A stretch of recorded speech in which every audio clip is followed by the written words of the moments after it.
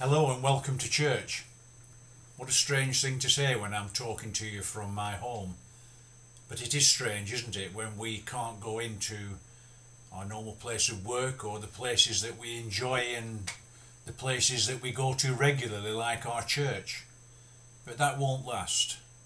We will get through this current pandemic, and I'm sure that as a nation we will come out of this stronger. But nonetheless, it's a difficult time for us all, not the least because we're separated from those that we love and the things that we love, just like our church.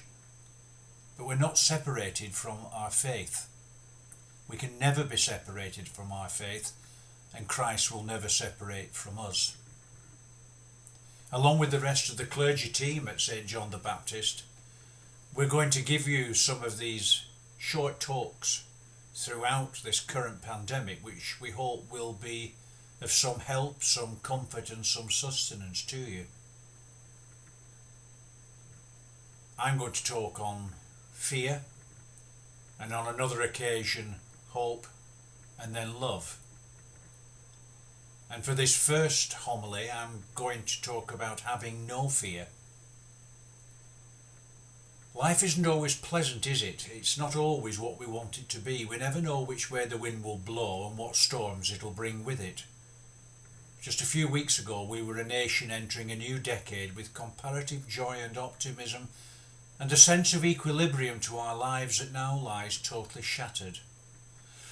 Along with the rest of the world, we're engaged in a deadly battle against a global pandemic, ruthless and unsparing in its ferocity. We're in dangerous times and we are all fearful. But there is hope. There's hope because we have our Christian faith. That faith prepares us for life and supports us in the turbulence that does sometimes engulf us. It was Jesus that said, "In this world you will have trouble, but take heart. I have overcome the world." In Mark's Gospel, chapter 4, verses 35 to 40, we hear of Jesus' boat journey on Lake Galilee when a storm arose. The disciples thought they were about to be drowned, and yet Jesus was just asleep in the back of the boat. They woke him up pleading for their lives, so Jesus rose and he said this, "Peace, be still."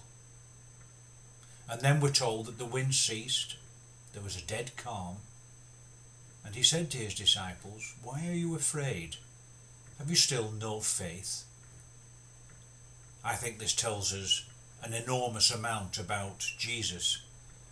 I think it tells us we're all going to go through storms in our life, and they can come along unexpectedly in a way just like this coronavirus.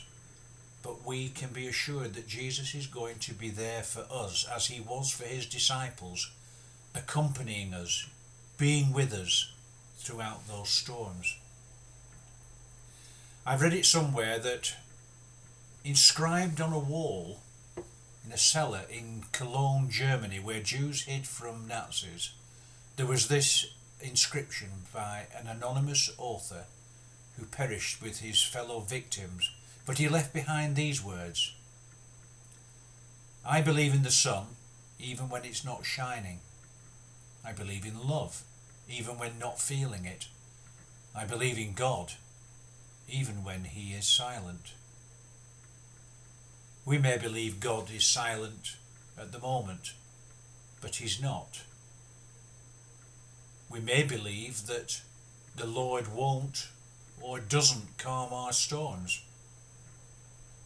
I think he does, and what he does promise is to calm us.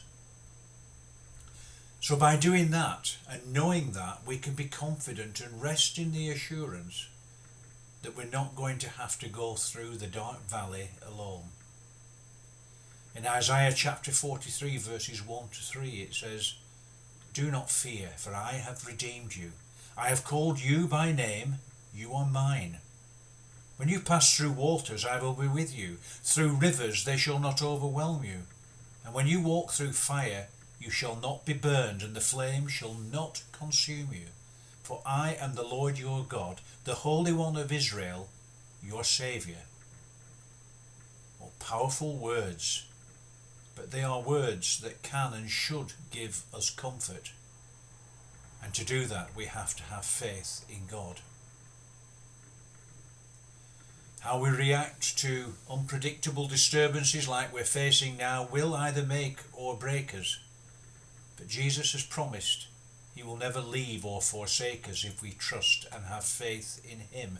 He will bring peace to our circumstances, and all will be well. I pray for all of us that we can experience and understand that calmness in our lives, especially at this time of crisis, to help us through it, which I am convinced we will come through it. So let us be a people, as we face these trials and tribulations, who trust in God, but still, whatever, we live our lives without fear and with courage.